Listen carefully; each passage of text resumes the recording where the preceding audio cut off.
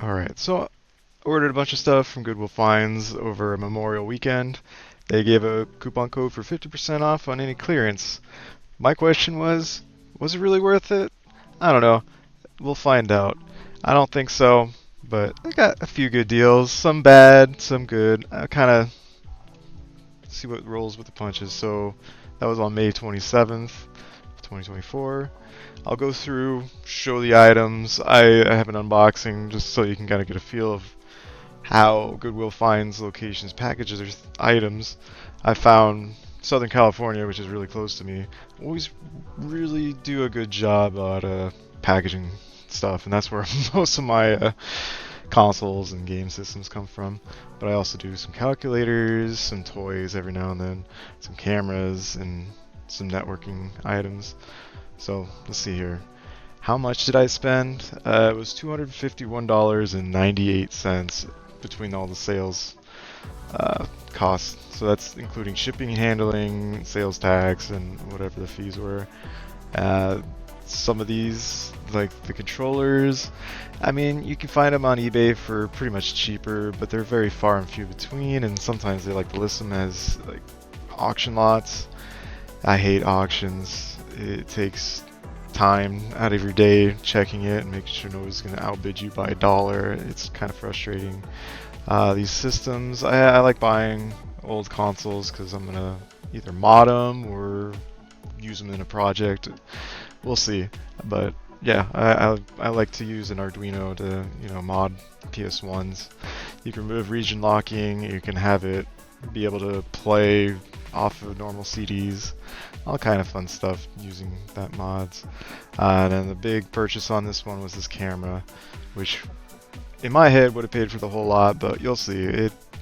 It's a good old deal. So we go back. It's gonna take forever. I'll probably edit this out because my thing. And then the next order is all about these calculators.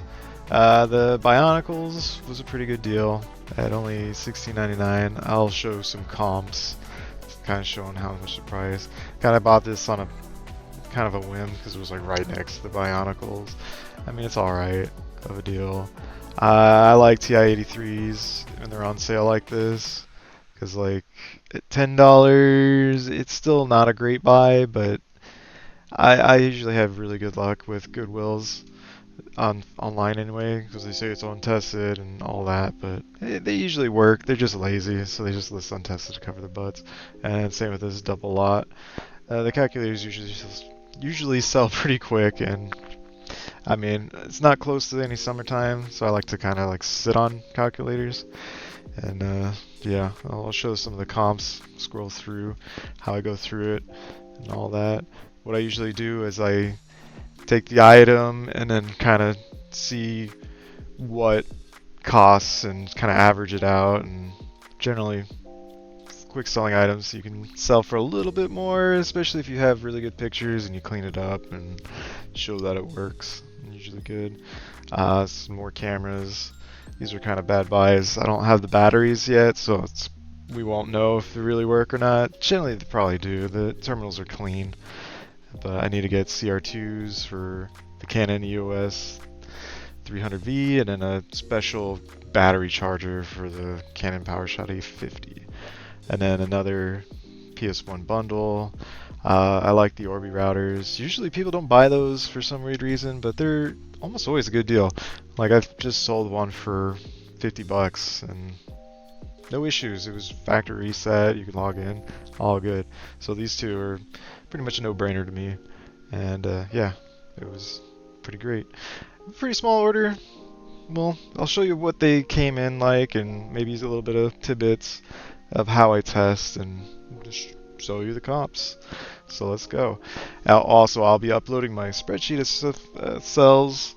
I don't know if you know, but in eBay you could usually set a custom SKU number, and that's how I usually label where to find items in my inventory system. So like I have a shelf of A, so I have A1 through A27 or whatever numbers, and then I'll put another little prefix to it or suffix, whatever you want to call it, that says what the video number is, and I have that in my spreadsheet, and as stuff sell from these lots, I'll update it so that you'll actually know, and I will know, if it was worth it. So thanks. Let's see how these things unbox. So this is from Southern California. They usually do a good job of wrapping and packaging things. This box, it came with the PlayStation 1s and the DCR Sony camera. Each of those were individually boxed inside, and they didn't really do that good of a job other than just wrap those boxes with the bubble packaging. And so I just try to show you the label, but it wasn't shot. They just put a label on there with a barcode and what the item inside the box is. They don't actually put any sort of packaging in the boxes. You'll see I unbox at least the Sony DCR camera. It's the PS1s I'm going to save for later for some other projects, so when I do a wrap up, the price will just be like the cost of buying one of those, because I would probably bought one anyway. So these are pretty good and cheap for what it was worth. Yeah, just a lot of packaging. They just throw broken controllers all together. So the next boxes are going to be from Wisconsin and Seattle. The Wisconsin one, they're a smaller store, so they just throw everything into a bag, and then they throw everything of those bags that you ordered into another bag, and minimal packaging. Like you'll see, it's just almost nothing. No padding besides like little items and bubble mailers. You see, this was the 3 Bionicles, the 3 calculators, and then whatever else was with that. I think the Monopoly pieces. Just shooting off the cuff right now. I just kind of toss it down here and there. And I was kind of interested in like, how do they package those? It turns out all those were complete. Each one has even the little accessories to launch, like the discs and the pole ties and all that. And then even the calculators are in pretty good shape. And you'll see I kind of go through those too later. Alright, so this is the Seattle box. They filled up the box pretty much halfway up and then just stuffed a bunch of bubble wrap. So, yep, look at all that. That is a ton of bubble wrap. Just keeps on coming, and where's all the other stuff? Is that something? What is that? I already forgot what that is. Am I ever gonna show it? I have no idea. Let's see. Man, I should really show stuff here. Oh, something fell out. What was it? It is the camera. It's the Canon EOS 300V. See, they wrapped everything pretty well. I mean, it's pretty secure. I wouldn't have any issues with some of the stuff. Okay, those are the Orbeez. They are a set, sold as a set, so they wrapped them as a set. Alright, let's see here. I'm struggling, trying to get tape off of things as it just comes out, because I like to reuse packaging. Here I am, yep, showing you what I got, yeah. And then, yes, the packaging is, they taped up. I hate when you tape bubble wrap together. It's just unneeded. I mean, it helps secure it, but I use cling wrap. There's the Canon Sure Shot A50, and then here I am just playing around with more of the bubble wrap, trying to get it into the trash, the tape anyway. And then that's a console with the 2 controllers and a PS1 game. So turns out one of the controllers, the Faraday bead plug, kind of got tattered and had chipped wires. So that's kind of sad, but I mean, that's what I buy. I buy broken stuff, so it's alright. But cool, look at all that. Sweet. And I'm just playing around with it. Let's see. Cool. So, is that it? It looks like that was it. And I'm gonna go turn off the camera. Cool. So here is the Sony Handycam unboxing. See, like, they didn't put any packaging in there, so it was just rattling around in there. So I'm surprised it was even working. I go through and kind of run some tests, I have a Sony Handycam power plug, so I'll dig that out and plug it in, and we'll see that it actually turns on. I'm just inspecting, make sure the lenses are good. There was a loose screw on the bottom plate there, which I off camera screwed back down. Just making sure the screen latches and that it's a legitimate Handycam, because these are one of the more commonly reproduced cameras. So if the emblems and all that aren't embossed, they're more likely a counterfeit. And then I turned it on. Later on I found the battery holds charges. You want to make sure the screen actually works. It was just taking a while to load up. I do have a cassette, a DVC tape. I guess these are mini DV for Sony, and mini DVC for Panasonic and the non-Sony branded. So I go through and make sure the cassette ejects. With these, you don't want to push or force the cassette ejection carrier, because there is a mechanism. So it just opens and pops up. That's always a good sign. I put in the tape, make sure that it records or senses that there's a tape in there, which it does. It says an error of cassette headers are dirty. I ordered a cassette tape header cleaning little module, and it kept throwing an issue of saying, was a cassette tape is locked or something like that. So I took that cleaning cassette out, put a new one in, and it still said that. So I'm probably going to end up just selling this as a 4 parts. Here's a console. I don't actually tested it or anything. I just was kind of curious to see what model it was. Was that a 7501? Making sure there wasn't any like rattle or loose bits in there. The CD-ROM looks pretty good. The power buttons and open buttons are pretty smooth. And this is where I look at the random shovelware title. And then looking at the cables, you don't want to keep controllers wrapped like that. It puts tension on the cable going into the controller. And after a certain amount of time, it gets kind of frayed and you pull wires out that way pretty easy. Doing it every now and then is not too bad, but keeping them stored like that for any long durations, it's usually not a very good method. Seeing a genuine Sony AV cable is always great. So, I mean, that was a really dirty one. I have brand new ones, so I won't really keep that. And then this one, you'll see the ferry bee down there, that white big thing down near the connector is all tattered, and I'm just kind of undoing this, just making sure the buttons, and seeing that was a PS1 branded one, that was pretty good because I have a few PS1s that I need to lot up and sell eventually. Going back, taking it out, looking at a camera now.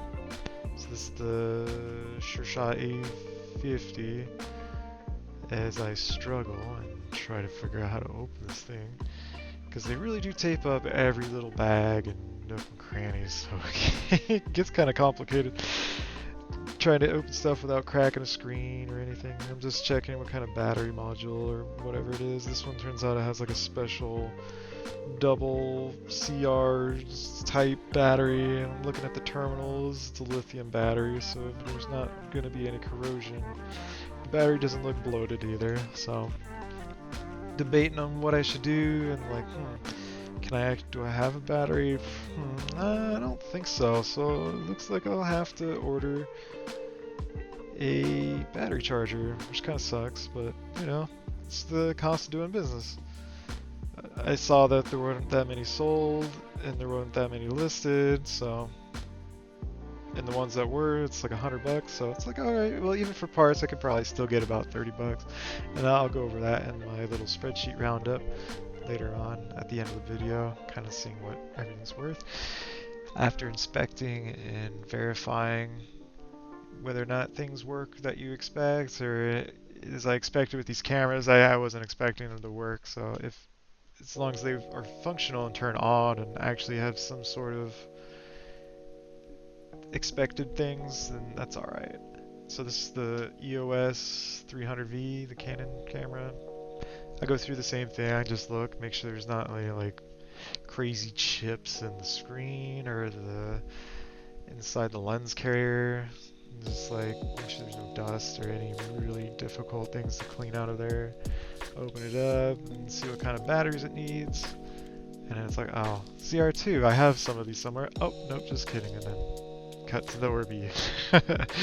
So here I go through, I also do the same thing. I just like look over the labels. They tossed in 2 power cables in there, so I'm just trying to show you like how to figure out what power cable goes to what. Because on these, one's a 12 volt at 2.5 amp and the other one's 12 volt and a 3.5 amp. So where does it say that? Okay, it's on the bottom label and there should be some bar line or something that says 12 volts at 3.5 amps or 12V dash 3.5A, and that's what I'm doing there. And now I'm just kind of like looking, making sure these things don't have a weird smell too. I'm weird, I like to smell my items and make sure there's no smoke smell or any funky stuff. I see that there's a certified Netgear refurbished, which is okay as long as you disclose it. Generally I like refurbished items, just means that someone caught an issue and it's been repaired, so the odds of that fault happening again is pretty low. Again, just showing you where the power labels are, so you'll see that they're right there. Yeah, totally. We can totally see that. Right. And then just cutting over to the calculators now. One of them didn't have an interior backup battery cover, so I have a bunch of these in my cabinet down here. So I mean, I'll replace it with a black one, but it turns out there are about 2 or 3 different models of TI-83s. So some of them fit, some of them don't, and luckily I have about like 20 of them in this cabinet that I'm hiding. So yeah, that's just me showing you where the backup battery is, and there's no cover.